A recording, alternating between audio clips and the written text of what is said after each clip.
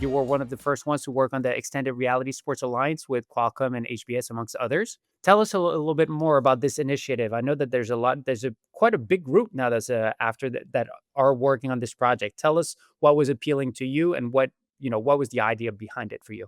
About 10 years ago, I introduced augmented reality into the Formula E host broadcast with something called Attack Mode, which is actually came out of a piece of digital content where we kind of put Mario Kart type activations into some sports video, and it became part of the sport. And I am really interested in emerging tech and especially extended reality. So when I heard about the XRSA, I was intrigued. And one of the things that I knew that would be helpful for them is we have control of everything. Our sites are reasonably small. We don't have loads of broadcasters there. We have control of nearly all of our rights. And I know everybody on site. So if we need to get something done, it's a reasonably easy place to work, an E1 site. So we started speaking to them, and there's a really visionary lady called Lucy Try and Win, who is leading the alliance. And when we started to get into what was possible, there's a few things that are really helpful and distinct about E1. One is we have tons of real-time data. Two, we already have an Unreal Engine backbone, which is what we use to put our partners into our broadcast product. So we don't have boards all around our race course like you would on a racetrack. We do all that with augmented reality. So we're kind of already in this world. Our tech stack allows us to do augmented reality. We also do virtual reality. We're building out gaming around that same backbone. And then so when we started talking to the XRSA about that, they were really interested. So that is more on the watching the content live, right? Experience. But as you said, you're also looking into the gaming space. What are your ambitions now that you have that Unreal Engine that unlocks a ton of possibilities? And probably, I'm assuming, looking at the FIFAs of this world and with the EA game now, versus it was FIFA in the back. Like, is part of the idea of building the IP and owning the end to end experience there? What we're really trying to do is talk to fans of all demographics and ages. And I am convinced that young people want more than a lean back viewing experience, particularly from a new sport. And we can take risks and do things that other more established sports can't. So the vision really is that while my wife and I might sit back on our sofas and watch E1 on a horizontal screen, Yeah. a rectangle, my son sits next to us with a headset on and he takes part in the race. That's what we're aiming for. Yeah.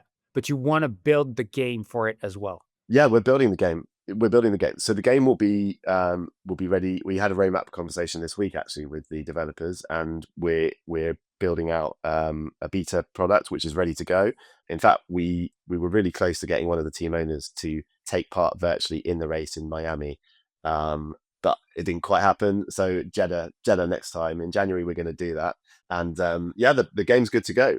We're beta testing it, and feedback so far is really good. Yeah, and that's just from a business perspective on my side is super interesting, right? To go get the users where they currently are. What's better than a game for kids to play with and have fun with to become fans of the sport? Because it's a blank page for you, right? Like that gives you the leverage and the possibility of doing a lot of things.